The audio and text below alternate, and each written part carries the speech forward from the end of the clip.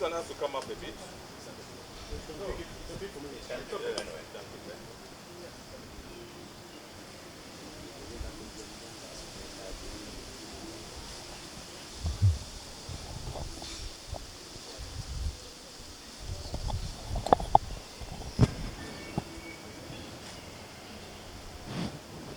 Ekya mutabani waffe Rajiv amawulire nagasanyiza bankubidde essimu ssaawa 7 z'ekitundu ekiro ssaawa 8. Then neŋŋamba first of all we had to break the news ewa kitaawe. So the first person I called was Andrew Mwenda. I called Bob Kabonero, he was not there. Then we met at Kololo, we had a small meeting. Then the honors was given to me as Bongo to break the news to the father. I went to his bedroom, we spoke.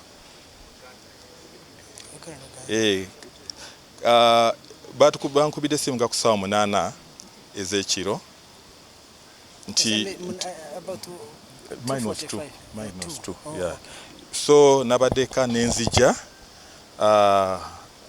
bwe bankubidde essimu nenvuga emmotoka. In my mind neŋŋamba omuntu asooka mukwano gwa boss gwe mmanyi who has been there for him, Andrew Mwenda. Nenkubira Andrew Mwenda. From Andrew Mwenda nenkubira Bob Kabonero naye ssimu ye teyabaddeko. Ne tujja wano awaka.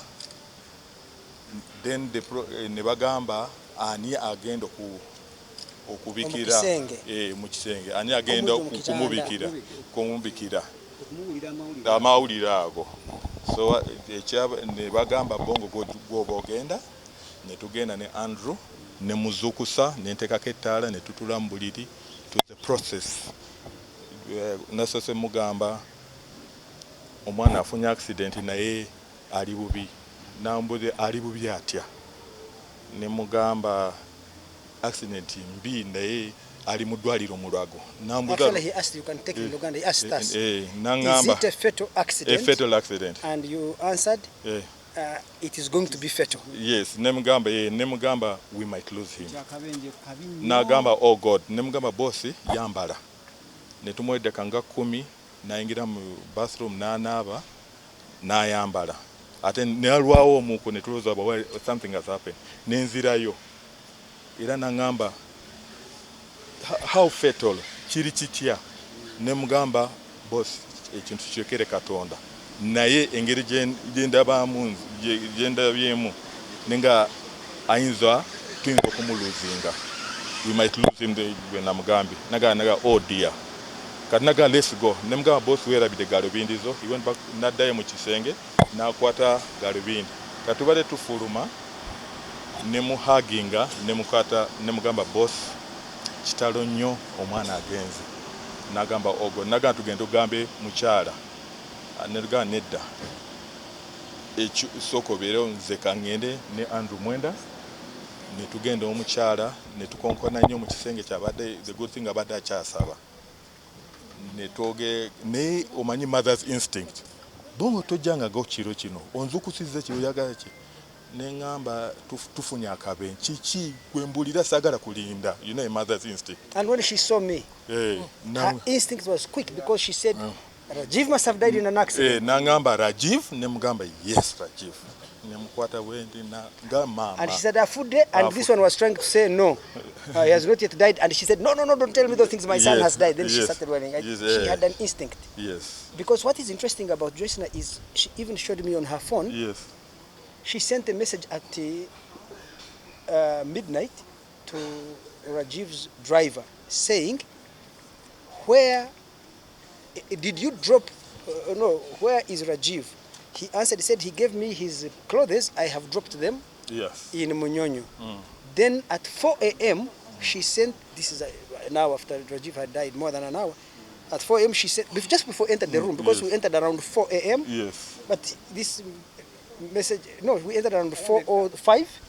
The message is 4:02. 4:02 in the morning, she sent a message to the driver saying, did you personally drop Rajiv in Munyonyo? Asking him because she had just woken up to pray. So she already had, I think, a premonition or an instinct. This is the most surprising thing for me.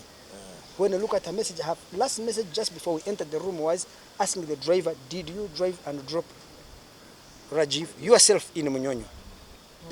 Omulambo guli mochare bagukolako nga omuliro gwagwokyeza nnyo. Katulinda dokita atugambye tuddenga ku ssaawa 10 kati program ejja ku depending after bamaze okulongoosa kola ki okolakola ogulongoosa. So kitalo nnyo bana andu kati netukkiriziganya committee has been made abagenda okukola abantu nga bataano nze Andrew Doctor n'abayindi balala babiri ffe tuli mu kakiiko agenda okukola burial arrangement ne anything ebyokwogera mu mawulire Andrew yagenda bikolako. You should not speculate from anybody else. Correct information will be coming from Andrew. I would like to say Explain what happened. Last night at around about 2:45 a.m., Rajiv was driving from Kajansi to Munyonyo, and he reached a part of the road where there are barriers in the middle of the road. What is the place called? Busabala. I think he was driving very fast, and there was a barrier in the road he did not know because he had not been living in Uganda. He had just come back from London, and he hit it at high speed. The car overturned and flew in the air for about 80 meters and crashed down in a flame, a ball of fire. So he was completely incinerated, and the car was also incinerated, and he died instantly, didn't get out. I'm sure you have seen some of the pictures on social media. He had come to Uganda to attend the wedding of a very close friend of his, a young man called Jonathan Butera Bahizi. He's the son of the former outgone Deputy Chief Justice Richard Butera. So he was going to Munyonyo so that he can drive in the convoy with a groom to All Saints Church this morning. And that's when the accident happened. It was sudden and quick.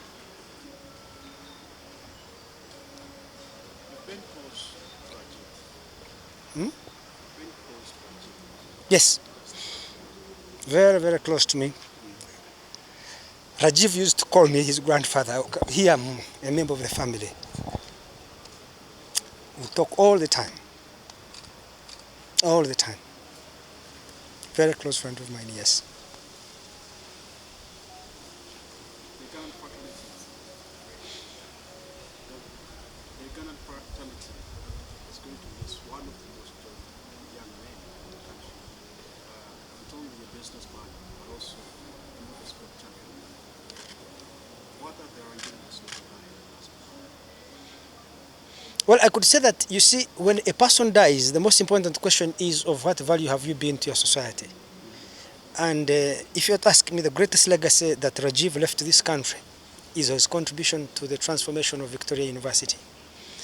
When he got involved in Victoria University, the university had only about 193 students. In fact, it is him who suggested to me to sit on the University Council of Victoria University. It is Rajiv who called me and gave me the CV of Lawrence, Dr. Lawrence Moganga here, saying, do you know this person and can he be the Vice Chancellor? So I read through the CV and the profile of Lawrence. Me and him agreed that this is the right person to be Vice Chancellor of the university. From the time we brought him in and the reforms we started conducting as a university, the University Council, the council has quite a number of members. The council working with Rajiv and Lawrence here, we have expanded the enrollment of the university from 193 students to now over 10,000.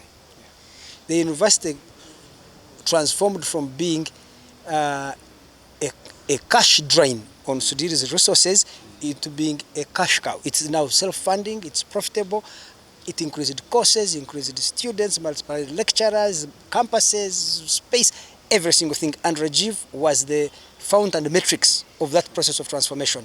So I feel so proud that even if Rajiv has gone, he has left a mark because he helped create a university or a center of learning that is going to be the best university in East and Central Africa and among the best universities in the world. He laid the foundations. Just to echo what Andrew said, this country has lost a remarkable man who is so visionary in how he sees the world. in transforming everything he really touches. So the education that he really started by putting in place people, systems, we have really so much belief that it is going to touch so many lives. And Rajiv will always be remembered. Through every life, this kind of education is going to touch. So I have worked with him, and I couldn't be more proud to really have worked with him. So to me, or to us, he has really left us tragically as he has really gone. But we know that he lives in every student, the 10,000 plus students that Andrew Mwenda has just really alluded to. And even those that will really knock on the gates of Victoria University. This is a legacy, together with other businesses he has touched, and every initiative, the joy, the happiness, all the people he has helped, the charities he has involved himself in, through Victoria University, through the Ruparelia Foundation, through his motorsport. These are things really Ugandans cannot forget. And we will always remember him. We will always cherish his life, his years, that God really granted him and lent him to us. So we have left it to God to deal with that. But we are celebrating his life right now for the good he has really accorded this country. A number of things. Right now it's difficult to decide when the burial or cremation can take place because of the circumstances. I can say the following things. The body was really burnt beyond recognition. So right now it is at Uganda Funeral Services, where they're supposed to make whatever they can make of it, or try to recreate his face at least. So that once, and that takes a lot of hours, once that is finished, then we can bring the body here for viewing at our home here. That is number one. Part number two, right now people are still in shock, trying to recover from shock. So once the parents and family have recovered from the shock, we will have to sit and decide whether there should be a cremation or leave the body to be buried the way it is. The third element is that we have many family members. His wife, his daughter, they're in London. His sister and her kids are in Dubai. We have many friends in Canada, in the United States, family members even in India, all over the world are family members. Many of them, we need them to come. So the time of arrival will also determine which will be the date for cremation or burial. So right now, I can say the family does not have immediate answers to how the program is going to be, because we have to wait for critical family members. Not every family member, but critical family members will have to come first. And once they have come, then we will sit and agree which day to organize his send-off. University. And I do not know Rajiv because he was very young when I came to this country. But I know the family very well, and we are like their spiritual mentors. And I know this family since '95. So you can imagine how young the young boy would be. Am I starting now? Yeah, all right. Okay, all right. So I would just like to first say my heartfelt condolences from Sister Vedanti, the director of the Brahma Kumaris, and everybody in Africa. We are from a spiritual organization, and time and again we come here and inspire and share spiritual wisdom. But what I would like to say is, according to our situation now, it is very sad. One of my brothers just mentioned that we have lost a hero in Uganda. That I would agree. But we human beings are from a different world, and that is a spiritual world, and a soul never dies. So let us all have prayers and peace donation to the departed soul because he's still with us. Maybe not the physical body, because the body is gone, but he is seeing us and he can feel the love and the peace which we are sharing with the departed soul. So I would just like to give that message on behalf of the Brahma Kumaris World Spiritual University. Thank you so much. Thank you. Om Shanti. Chifulo